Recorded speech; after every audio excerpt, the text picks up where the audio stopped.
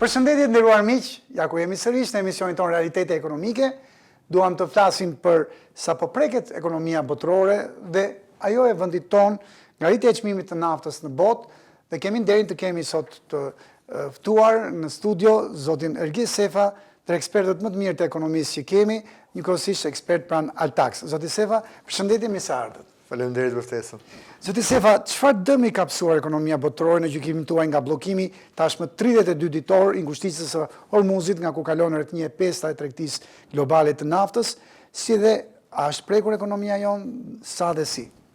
Dëmi në ekonominë botërore padyshim që është dhe mbi të gjitha do të jetë strukturor, do të jetë i qëndësishëm dhe fatkeqësisht me ç'po duket do jetë akoma dhe më rëndë se ç'para shikohej në fillim, sepse nuk bëhet fjalë vetëm për tregjet e energjisë, por bëhet fjalë edhe për tregjet e tjera në cilët shpërndahet kjo krizë, bujqësia, transporti në përgjithësi.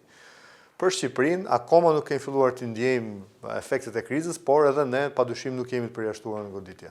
A do të rriten më tej çmimet e naftës dhe gazit natyror në tregun ndërkombëtar nëse tensionet vazhdojnë? Absolutisht po, sepse kemi të bëjmë me një shok nga ana ofertës dhe një mungesë të sasisë përcaktuar në treg dhe gjë që do bëjë që pjesa tjetër të rritet çmimi.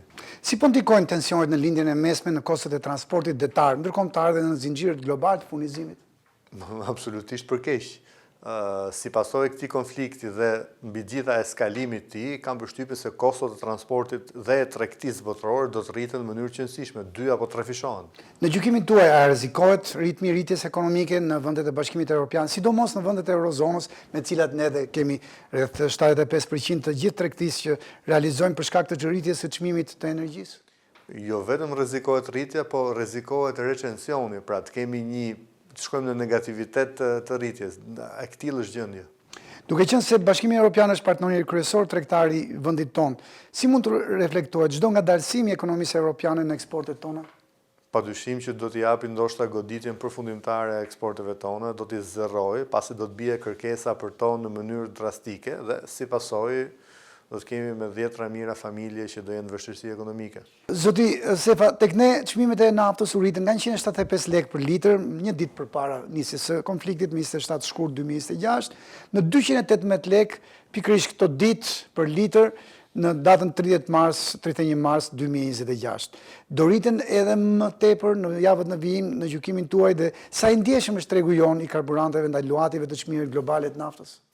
Tregu jonë është shumë i ndjeshëm sepse jemi një treg i vogël dhe ne 100% të naftës së përpunuar të karburantit që përdorim për makinat e importojmë dhe me ç'po duket po do vazhdoj të ketë rritje edhe më tej. A ka vendyr në rezerva strategjike të mjaftueshme karburanti për të përballuar një krizë të mundshme energjetike? Në letra po, po në realitet jo, nuk i kemi këtë rezerve. A mund të shkaktojë ky konflikt në lindjen e mesme një val të reinflacioni në Europë dhe rrjedhimisht edhe tek ne, sepse ne varemi shumë nga tregtia me vendet e Eurozonës? Absolutisht po, energjia po edhe në produktet e saj janë ndër elementet kryesorë të inflacionit, gjë e cila po e godet që tashmë Eurozonën në mënyrë qëndësishme, dhe duke qenë se është partneri jon kryesor tregtar me 3/4 të tregtisë tonë të jashtme, padyshim do ta importojmë dhe ne këtë inflacion. Kush është në gjykimin tuaj më i dëmshëm për ne? Çmimi i rritur i naftës, çmimet që po presin të jenë në rritje të produkteve ushqimore, ju përmendët edhe lëndët e parë bujqësore që kanë filluar rritjen, apo inflacioni i rritur dhe importuar nga vendet e Eurozonës?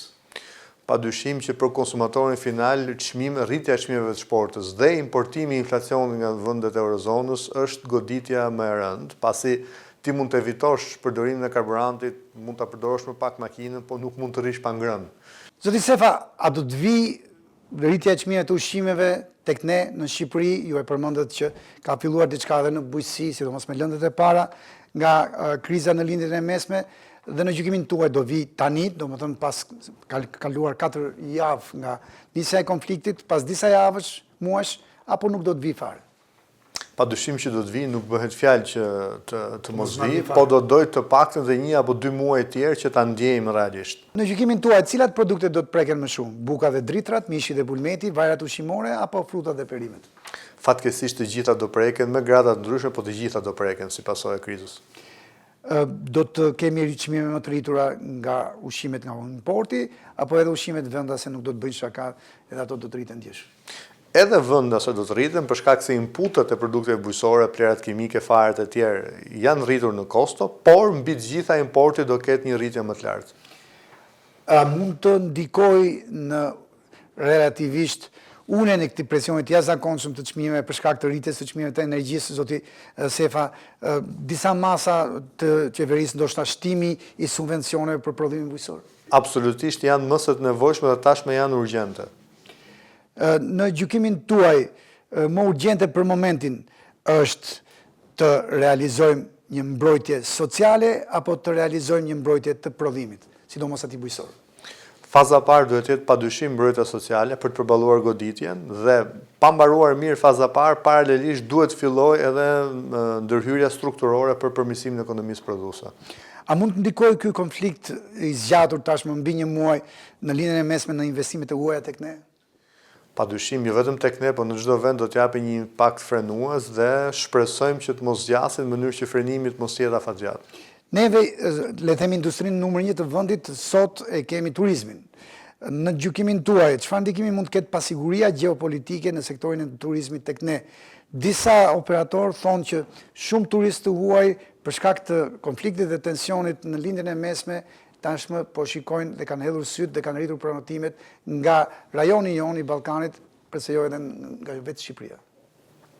Kjo është pozitive, por nga ana tjetër turizmi do goditet rënd sepse edhe kosto e transportit turizmit, por edhe kostot e tjera të lidhura me të do të rriten, ndaj do të bëhet më i shtrenjtë dhe kjo do ta bëjë që turisti huaj ta mendojë 2 herë Shqipërinë, pasi ne njihemi si një vend low cost për turizmin mbi të gjitha.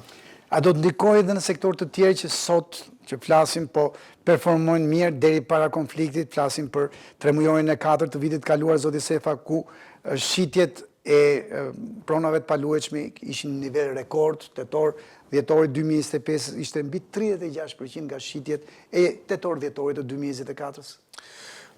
Shikon, momente krizash janë dhe momente mundësisht të mëdha dhe ato persona kryesisht të huaj të cilët kanë mundësi financiare do përfitojnë nga këto momente pikërisht për të marrë sa më shumë aseta.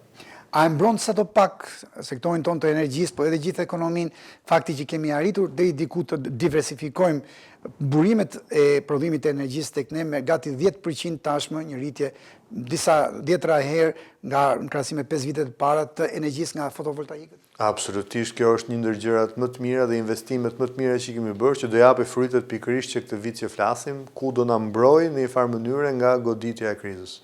Pyetja e fundit për këtë bisedë tonë sot, zoti Sefa, a duhet të rishikojë vendi ynë politikat e tij për sigurinë energjetike dhe për diversifikimin e burimeve të furnizimit? Juve sapo dhat përgjigjen që është një gjë shumë e mirë që po rrisim, ndjeshëm dhe dukshëm pjesën e prodhimit të energjisë nga burimet alternative, siç është ajo energjetike, po kemi edhe disa projekte shpresdhënëse në nivel të energjisë eolike.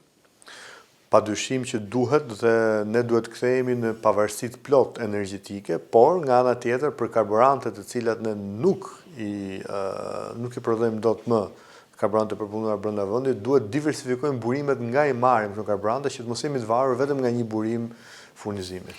Edhe një pyetje nëse më lejoni për karburantet, meqense është si thua edhe kryetema sa preket ekonomia botërore dhe ajo jona nga rritja e çmimit të naftës në botë. Është folur për një ndërhyrje shtetërore në tregun e karburanteve që për momentin është treg ende 100% privat. Në gjykimin tuaj, elefanti në dhomë, dora e shtetit në këtë sektor shumë të ndjeshëm të ekonomisë sonë, edhe një nga sektorët më të rëndësishëm të saj, do të bënte më shumë mirë apo keq? Unë paremisht jam kundër ndërhyrjes së shtetit deri në këtë nivel dhe jam më shumë rolit monitorues dhe kontrollues që ai ka. Fakti që po ndërhyn do të thotë që ka dështuar në rolin monitorues që ai ka dhe që po tenton të rregullojë një treg që duhet ai kishte parë më parë që është i parregulluar. Por nga ana tjetër në raste krizash dhe për kohra të caktuara besoj se kjo do ishte një zgjidhje e pranueshme. Është deklaruar nga qeveria që çdo e ardhur shtesë nga TVSH e rritur për shkak të çmimeve të natës do shkojnë për shtresat më të marginalizuar të vendit në radhë të parë për pensionistët. Vëmendja e dur? Absolutisht të nevojshme. Absolutisht po, por ama është një balancë e hollë ndërmjet kostos që ka për qytetarët e tjerë, kostos rritur dhe ndihmës që i bëhet këtyre grupeve nevojë. Zoti Sefa, faleminderit që ishim me ne sot në Realitet Ekonomik. Gjithmonë kënaqësi. Të nderuar miq, ju faleminderit që na ndoqët dhe mirupafshim në takimet e ardhshme.